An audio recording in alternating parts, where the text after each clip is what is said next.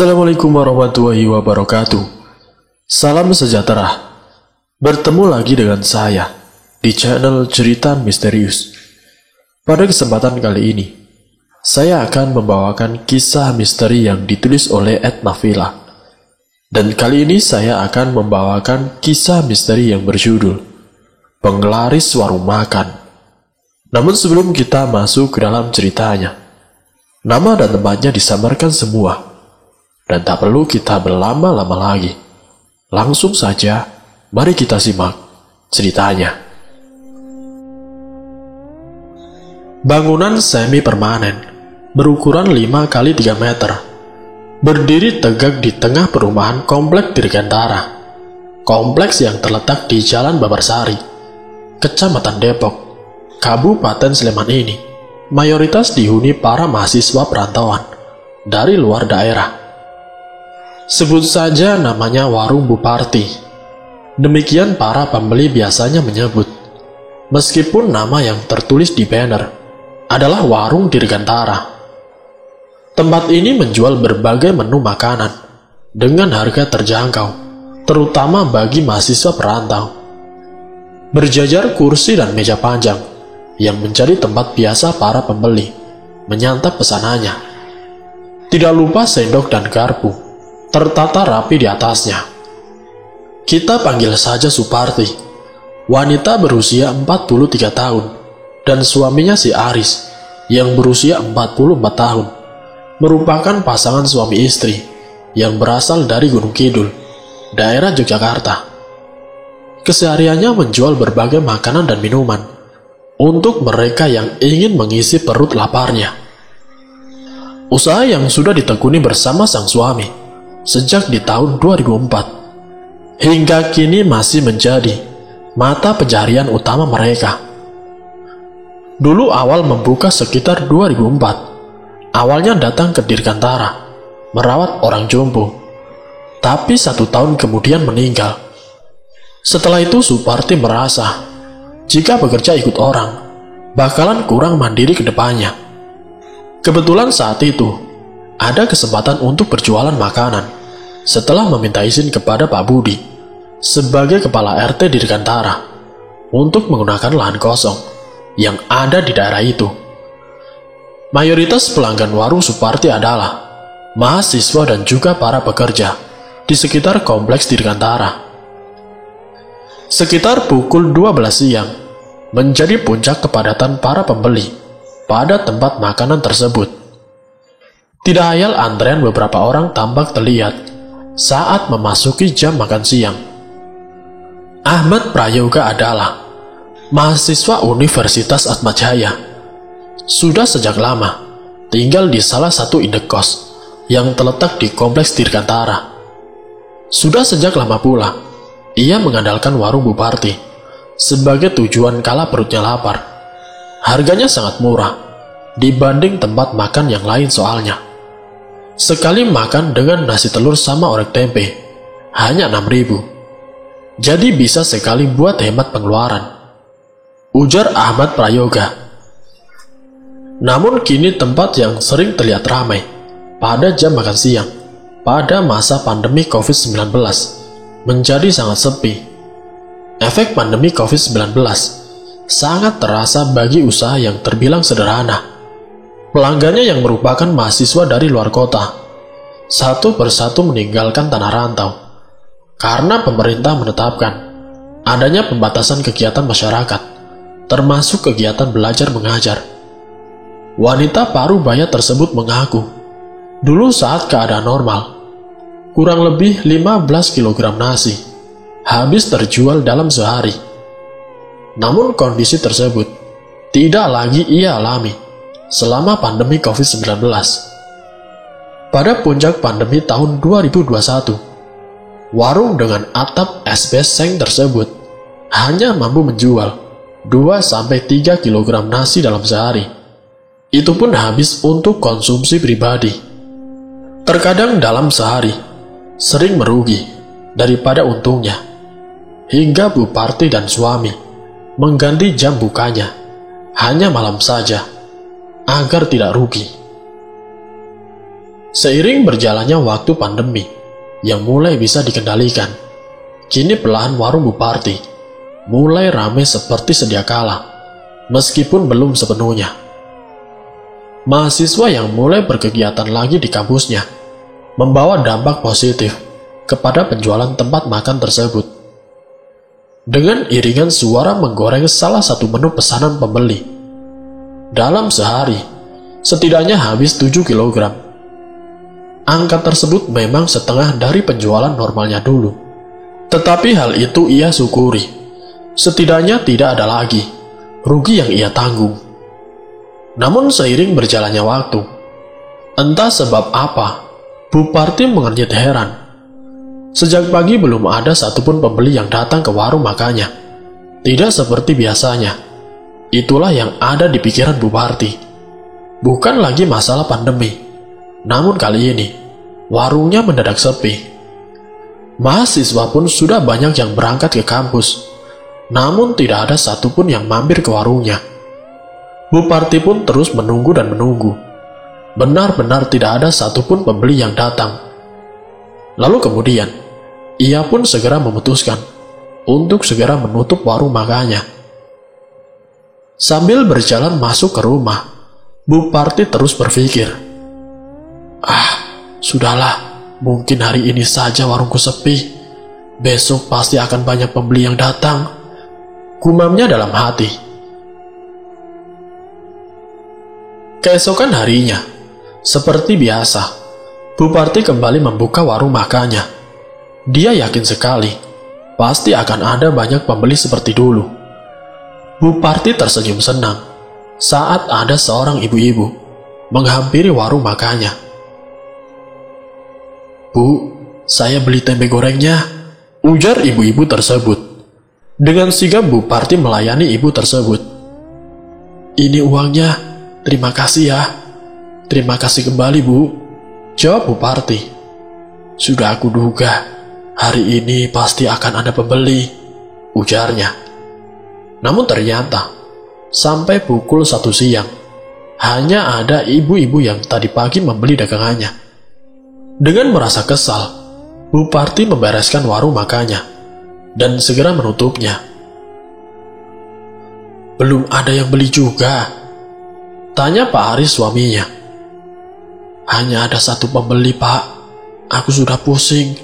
Kemarin kan warung kita laku, selalu ramai pembeli. Tapi sekarang, kalau begini terus, kita mau hidup bagaimana? Kita mendapatkan uang hanya dengan membuka warung makan ini," sentak Bu Parti dengan kesal. "Sabar saja, Bu. Kalau belum rezekinya, kita bisa apa?" ujar Pak Aris menenangkan. Ririn yang mendengar keributan dari dalam kamar segera keluar. "Kenapa, Bu?" tanya Ririn keheranan. "Ya sudah, kamu masuk kamar lagi," ujar Bu Parti sambil tersenyum. Ririn terdiam dan menundukkan kepala. Bu, uang sekolah belum dibayar 2 bulan, Bu. Uang buku juga belum. Bu guru nagih terus. Katanya kalau tidak dibayar-bayar, bisa-bisa aku disekors." Ririn berbicara takut-takut. "Bagaimana mau bayar uang sekolah dan bukumu? Warung kita saja akhir-akhir ini sepi, tidak ada pembeli." Bu Parti sepertinya benar-benar merasa kesal dan frustasi. Dia sangat bingung, mengapa warungnya sangat sepi sekarang. Pak Aris menghela nafasnya. "Bapak dan Ibu akan cari cara untuk membayarnya. Sekarang kita belum ada rezeki," kata Pak Aris sambil mengusap kepala Ririn. Ririn hanya mengangguk. Dia tahu ekonomi keluarganya saat ini masih pas-pasan saja. Mereka mendapatkan uang hanya dengan membuka warung makan. Mencari lowongan kerja memang sangat sulit sekarang, dan buruknya warung mereka sedang sepi pelanggan. "Aku akan cari cara agar warung kita tidak sepi terus. Apapun itu caranya, akan aku lakukan, asalkan kita mendapatkan uang." Hari ini Bu Parti tidak membuka warungnya. Dia sudah bersikeras untuk sementara tidak akan membuka warungnya. Walaupun Aris sudah membujuknya, mereka harus berusaha dan bekerja keras untuk mendapatkan uang. Namun Bu Parti tetap pada pendiriannya. Dan hari ini warung makan mereka benar-benar tidak buka. Ya sudah Bu, aku akan cari lowongan kerja. Pekerjaan apapun itu akan aku terima, ucap Aris. Baiklah Pak, balas Bu Parti. Aris berjalan dengan kesal. Dia tidak mendapatkan satu pekerjaan pun. Sulit sekali mencari pekerjaan sekarang, gerutunya. Pak, Aris menghentikan langkahnya dan kemudian berbalik badan. Ternyata salah satu dari beberapa bapak-bapak yang sedang berkumpul di sebuah pos ronda. Sini saja dulu Pak, gabung sama kita. Sepertinya Bapak lagi ada masalah. Aris pun menghampiri mereka dan ikut duduk di pos ronda tersebut. Iya nih Pak, saya lagi ada masalah. Warung makan saya sepi terus. Warung makan saya sepi terus Kak. Sekarang warung makan saya sepi terus. Saya mau cari pekerjaan lain, tapi susah sekali, jelas Aris kepada bapak-bapak. Saya ada usulan Pak, tapi itu pun kalau Bapak mau melakukannya. Aris menaikkan sebelah alisnya kebingungan. Usulan seperti apa Pak? Bapak bisa menggunakan cara yang instan, yaitu dengan melakukan pesugihan, perjanjian dengan dukun, agar warung makan Bapak banyak pelanggannya, ujar salah satu bapak dari mereka. Aris sedikit terenyak mendengarnya, tapi dia kemudian berpikir, jika warung makannya sepi terus, dia benar-benar tidak tahu lagi harus bagaimana. Ditambah sulit mencari lowongan pekerjaan. Jika melakukan pesugihan, dia tidak perlu susah payah mencari uang ke sana kemari. Dia memikirkannya sekali lagi. Tidak ada jalan lain lagi. Dia harus melakukan ini. Baik Pak, saya setuju dengan usulan Bapak. Tapi, apa Bapak tahu dukun mana yang bersangkutan? Tanya Aris kemudian. Saya tahu Pak, rumahnya jauh dari pemukiman warga. Nanti malam kita ke sana. Saya tunggu di tempat ini. Aris mengangguk. Setelah berterima kasih, dia segera pulang ke rumah. Namun masih ada sedikit keraguan di hatinya. Tapi keinginannya untuk mendapatkan uang menutupi semua itu. Sesampainya di rumah, Aris segera masuk. Dia tidak akan menceritakan kepada siapa-siapa bahwa ia akan mengikuti pesugihan, termasuk kepada istri dan juga anaknya. Dapat pekerjaannya Pak? Tanya Bu Parti. Aris menggeleng. Tidak Bu, tapi mulai besok kita tetap akan kembali membuka warung makan. Setelah berkata begitu, Aris langsung masuk ke kamar. Bu Parti awalnya terlihat kebingungan. Tetapi mau bagaimana lagi? Aris suaminya tidak mendapatkan pekerjaan, dan satu-satunya yang bisa mereka lakukan hanyalah tetap membuka warung makan untuk mendapatkan uang. Begitulah yang ada di pikiran Bu Parti. Malam ini Aris sudah bersiap-siap untuk menemui sang dukun yang akan membantunya mendapatkan kekayaan. Mau kemana Pak? Tanya Bu Parti saat melihat suaminya hendak membuka pintu depan. Ada urusan Bu, aku pergi dulu. Assalamualaikum. Lalu kemudian Aris bergegas pergi jalan kaki menuju pos ronda yang tadi siang ia datangi. Waalaikumsalam, jawab Bu Parti dengan pikiran yang masih dipenuhi tanda tanya. Dengan langkah yang pasti, Aris sudah sampai di pos ronda tersebut. Seorang hansip dan 2 orang warga sedang duduk di sana. Salah satu warga tersebut adalah bapak yang akan menemani Aris ke tempat dukun pesugihan tersebut. "Mari Pak, ikut duduk di sini," ucap hansip tersebut. Aris tersenyum. "Tidak usah Pak, saya sama Pak Slamet mau pergi," tolak Aris dengan halus. "Pergi kemana Pak?" tanya seorang warga yang sedari tadi hanya diam. "Ke dukun," jawab Pak Slamet dengan santai. "Ah, serius? Mau ngapain ke sana?" "Ya mau dapat duit lah." "Kalian yakin?" "Hati-hati, akibatnya sangat besar loh. Syaratnya harus dipenuhi. Lagi pula, itu tidak baik dilakukan," nasihat warga tersebut. Aris semakin ragu setelah mendengarkannya. Dia menjadi sangat bimbang. Singkat ceritanya, mereka sampai di sebuah rumah. Bukan rumah, lebih tepatnya gubuk yang sudah terlihat tua. Benar saja, tempat tinggal dukun ini jauh dari pemukiman warga. Dari luar suasana terlihat sangat angker. Pohon besar mengelilingi hampir seluruh gubuk itu.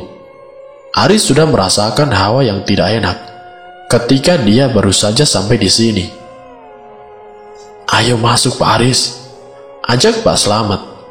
Aris menarik nafasnya dan segera mengikuti Pak Slamet yang sudah jalan lebih dulu ke depan pintu gubuk itu. "Permisi Mbah, permisi," panggil si Aris. Cukup sekali saja mereka mengetuk pintu, seseorang sudah berdiri di depan mereka. Seseorang yang lebih tepatnya dukun itu hanya menjawab dengan suara daheman yang berat. Kami kesini ada keperluan untuk mendapatkan kekayaan secara instan, Mbah, dengan melakukan ritual pesugihan." Aris menjelaskan maksudnya. Dukun yang mengenakan baju hitam dan celana hitam serta rambut panjang gondrong itu menatap Aris dengan tajam dan segera membuka suara. "Panggil aku Mbah saja, cepat masuk." Tanpa banyak berkata-kata lagi, Aris dan juga Pak Slamet segera masuk ke gubuk tua milik Mbah tersebut. Terlihat banyak sesajen-sesajen, bunga-bunga dan lainnya, termasuk juga barang-barang yang tidak Aris ketahui fungsinya. Yang pasti benda itu adalah benda-benda keramat. "Ceritakan masalahmu," ucap Mbah itu. Aris menjelaskan, mulai dari warungnya yang sepi dan susah mencari lowongan pekerjaan. Mbah itu terkekeh. "Itu sangat mudah, aku bisa membantumu. Tetapi kau harus penuhi syaratnya. Jika tidak sanggup, kau dan keluargamu yang akan menjadi target." Aris menelan ludah. Dia memikirkan matang-matang lagi rencana ini. "Baik, Mbah, saya akan penuhi syaratnya," jawab Aris dengan mantap. Singkat ceritanya, Mbah itu pun langsung melakukan ritualnya. Dan setelah ritual selesai, benar kata Pak Slamet, pesugihan genderuwo adalah cara untuk mendapatkan kekayaan secara instan. Tetapi Aris harus mencari tumbal manusia sebagai syaratnya. Jika tidak bisa dipenuhi, dampaknya akan sangat besar. Sekarang sesosok genderuwo akan memberikan uang yang banyak kepada Aris. Genderuwo itu juga akan menghuni warung makan Aris yang terletak di depan rumahnya untuk menarik pembeli, sehingga uang Aris semakin banyak dan banyak. Walaupun Aris sedikit takut saat melihat sosok itu secara langsung. Badan yang tinggi besar, bulu lebat berwarna hitam, taring yang panjang, dan mata merah menyala. Tetapi dialah yang akan membantunya mendapatkan uang-uang tersebut. Ada rasa senang di hatinya, karena sebentar lagi dia akan menjadi kaya raya. Kalau soal tumbal itu mudah, yang penting uangku banyak. Gumamnya kegirangan, tidak tahu apa yang akan terjadi beberapa waktu ke depan. Aris membuka pintu rumahnya dengan perlahan. Istri dan juga anaknya pasti sudah tertidur. Namun baru saja dia akan menutup pintu, Bu Parti sudah berada di sampingnya. "Kamu dari mana saja, Pak? Sudah larut begini." Aris menjawab gelagapan. "Tadi urusannya merepotkan. Sudah, aku mau ke kamar dulu," jawabnya. Dan Aris segera berjalan menuju kamar. Bu Parti yang melihat itu dan terlalu memusingkannya, segera menyusul suaminya ke kamar. Dini hari Aris terbangun karena mendengar suara yang terdengar berat dan sangat menakutkan. Perlahan Aris membuka matanya. Dia melotot kaget saat melihat sesosok bertubuh tinggi besar dan berbulu hitam lebat sudah ada di samping ranjangnya. Apa maumu?" tanya Aris ketakutan. "Aku memintamu untuk menyediakan tumbal dan juga sesajen di malam Jumat besok. Mulai sekarang, setiap malam Jumat, kau harus menyediakan itu untukku. Aku tidak mau tahu. Jika kau melanggar, aku tidak akan segan-segan untuk mengusik kehidupan kalian," ujar sosok gendro itu. Aris mengangguk paham. Baiklah, aku pasti akan melakukannya." Sosok itu menyeringai dan segera menghilang dari sana. Aris mengubah posisinya menjadi duduk dan berpikir. Singkat ceritanya, Aris tersenyum sumringah saat melihat warung makannya yang kini sangat ramai oleh pembeli. Bahkan Bu Parti dan Ririn ikut melayani mereka. "Kalau begini terus dalam waktu dekat, aku bisa jadi kaya raya," batin Aris bahagia. "Alhamdulillah ya Bu, warung makan kita rame lagi," ujar Ririn dengan senang. "Iya, Ibu sangat bersyukur. Allah memberikan rezeki untuk kita," balas Bu Parti. Aris yang mendengar percakapan itu pura-pura tidak tahu. Dia terus memikirkan bahwa sebentar lagi dia akan segera menjadi tuan di kampungnya. "Oh iya Bu, sore ini teman-teman bakal datang, mau ngerjain PR bareng," izin Ririn kepada ibunya. Singkat cerita, di sore hari, ketiga teman Ririn datang ke rumahnya. Ririn menyambut mereka dengan senang.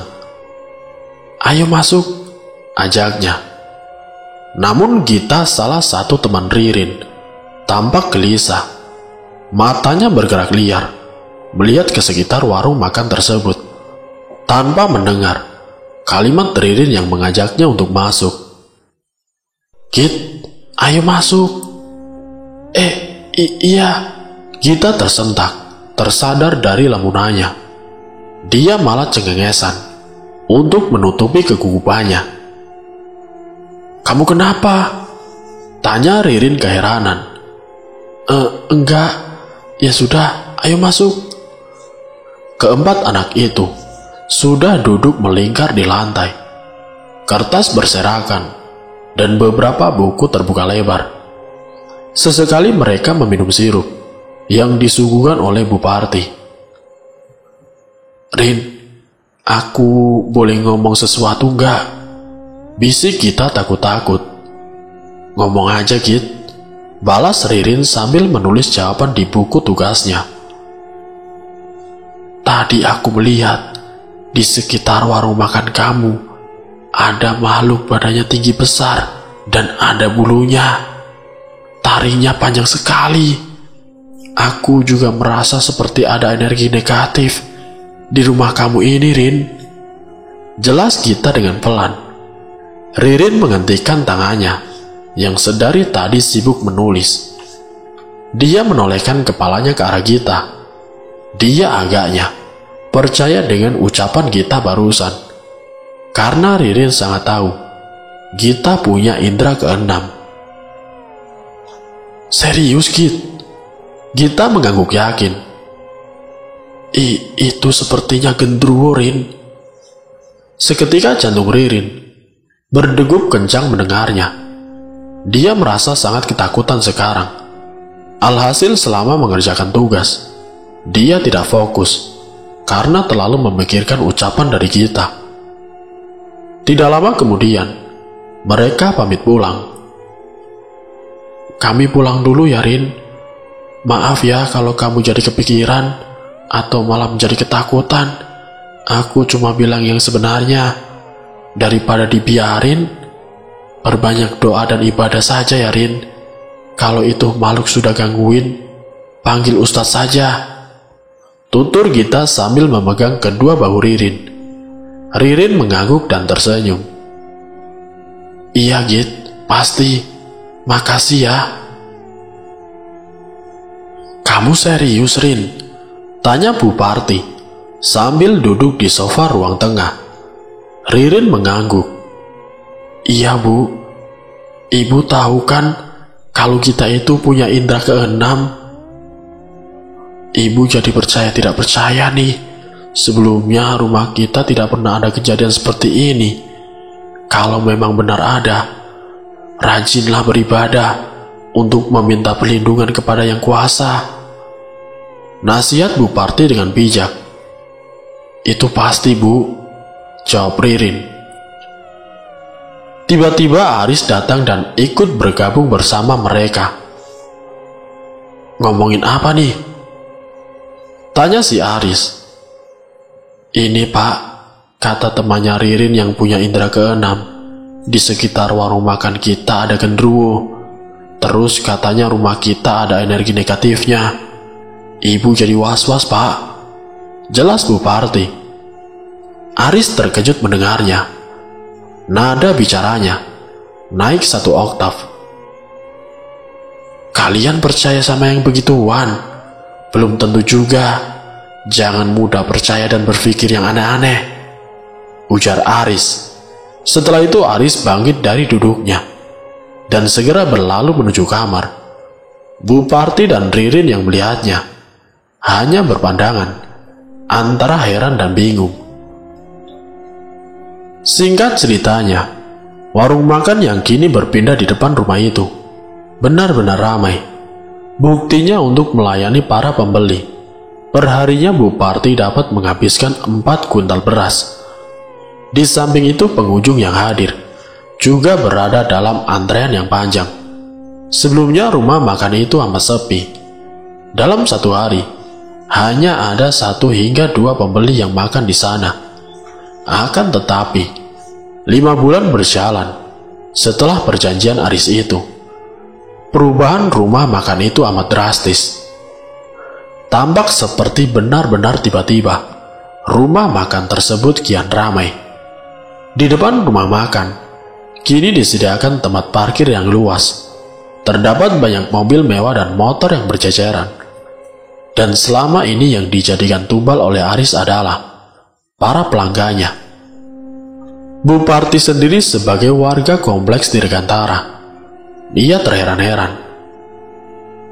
Kok setiap malam Jumat Kliwon pasti ada yang meninggal ya? Aneh sekali rasanya. Aris sendiri, ia hanya sibuk mencari nama-nama yang akan dijadikan tumbal. Jarang sekali ia membantu istrinya di warung. Sementara si Ririn, ia masih selalu kepikiran dengan omongan temannya tentang sesosok genderuwo yang berada di warungnya. Pernah sesekali ia melihat ayahnya bertingkah aneh dengan membawa 1 kantong bunga melati serta dupa yang dinyalakan.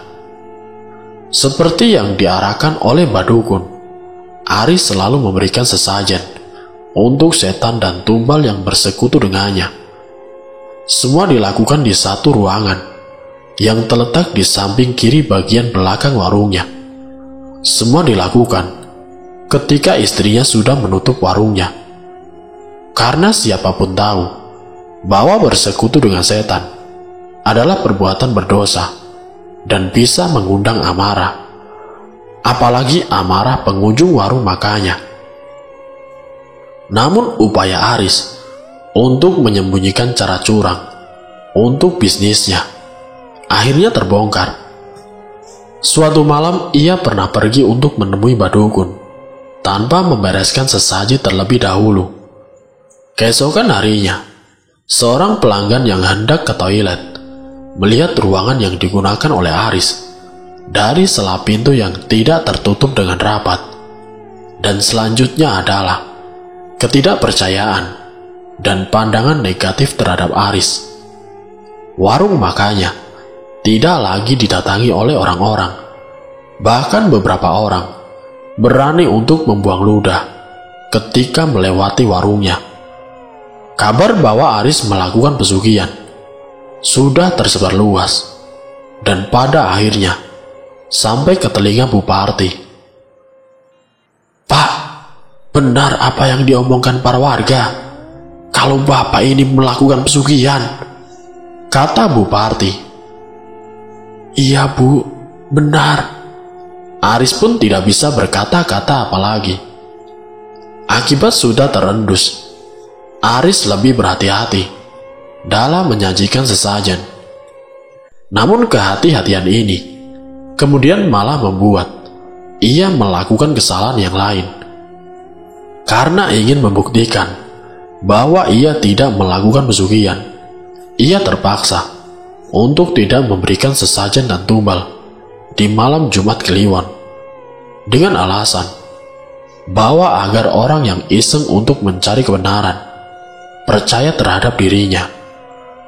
Namun pria itu sudah lupa bahwa tidak ada toleransi jika melakukan kesalahan dalam pesugihan. Hal buruk yang dijelaskan oleh Badukun menjelma menjadi penyakit misterius yang menjangkit anaknya secara tiba-tiba. Akhirnya satu perjanjian membawanya kepada penderitaan seumur hidup. Istri dan juga anaknya meninggal dunia sebagai tumbal bagi iblis atas pesugihan yang dilakukan oleh Aris. Musibah ini pada akhirnya mengganggu fisik maupun mentalnya. Ia tidak lagi memberikan tumbal dan sajen, dan warung makannya berakhir gulung tikar. Ia dirawat oleh tetangganya. Tidak ada lagi yang bisa dilakukan kecuali berbaring lemas di ranjang dengan iblis yang mengangkang di atasnya bersama tatapan yang sangat mengerikan. Langit masih saja mendung dan hujan deras tidak kunjung reda. Berawal dari kematian itu, Aris sangat menyesali kelakuannya selama ini. Tetapi apa daya, di samping karena kehilangan sudah terlanjur terjadi, orang-orang telah mengetahui kejahatan si Aris yang selama ini menggunakan pesugihan untuk melariskan warung makannya. Semoga dari kisah ini kita dapat mengambil hikmah dan juga pelajarannya. Wassalamualaikum warahmatullahi wabarakatuh.